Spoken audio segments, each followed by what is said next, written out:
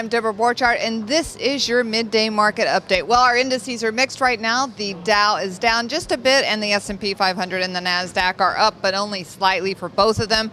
Looking at our top stories today, we've got Kellogg's with a 3% rise in profits. They are cutting their staff. BlackBerry loses the Fairfax bid. The CEO, he is out of there. And the HSBC profits, well, they're up 23%, and they are simplifying their structure.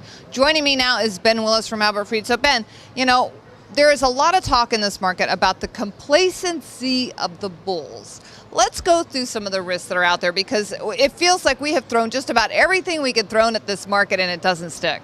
No, it's a Teflon market without a doubt. But the fact of the matter is, if you're an odds maker, this is not a good month to be short. Traditionally, based on the way the market has moved in this year, there's an 80% likelihood that will continue. So it's a weak bet to take the other side. Although every professional trader you talk to that's been here more than 2 weeks will tell you that this market move is begging for some sort of correction. Not a bear market, but some sort of correction that would justify the moves we've seen to the upside. Have you ever heard of this 10 and 10 prediction, that if the first 10 months you've got a 10% gain, you're going to end the year with that much? That's what I was alluding to, the 80% likelihood, going way back, longer than I've been in the market, actually, which is about 32 years today. But like I said, those are the kind of things, if you're really contrarian, you'll say, well, okay, there's another indication that the market is too complacent, that the bulls are the side of the ship is listing too much to the bull side. So you need to have some side. Particularly for myself, I would like to be long some protection against my long positions. Not necessarily, unless you have major profits in a stock taking it off the table, maybe selling calls against it.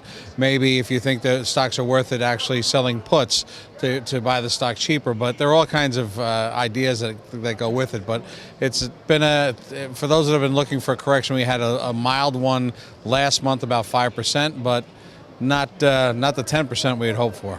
You know, we've got a lot of things coming up. One thing that struck me is our new Federal Reserve Chief, Janet Yellen. She's going to be speaking on November 14th. You know, could that, whatever she says on that day, could that, push markets down?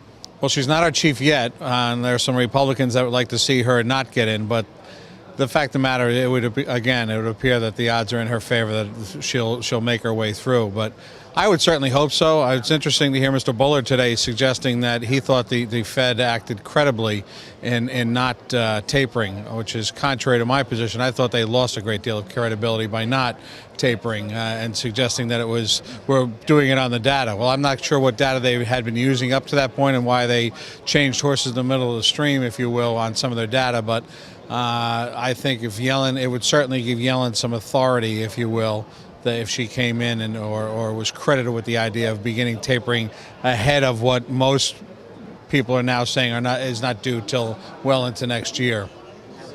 I don't know. I would think that would certainly give her some credibility in the marketplace. All right. Well, we are going to put that date on our calendar and mark it, and we're going to keep you informed of what happens on November 14th when Janet Yellen speaks. For now, though, when we look at the markets again, we're kind of really mixed, like I said. That's Ben Willis from Albert Fried, and I'm Deborah Borchardt with TheStreet.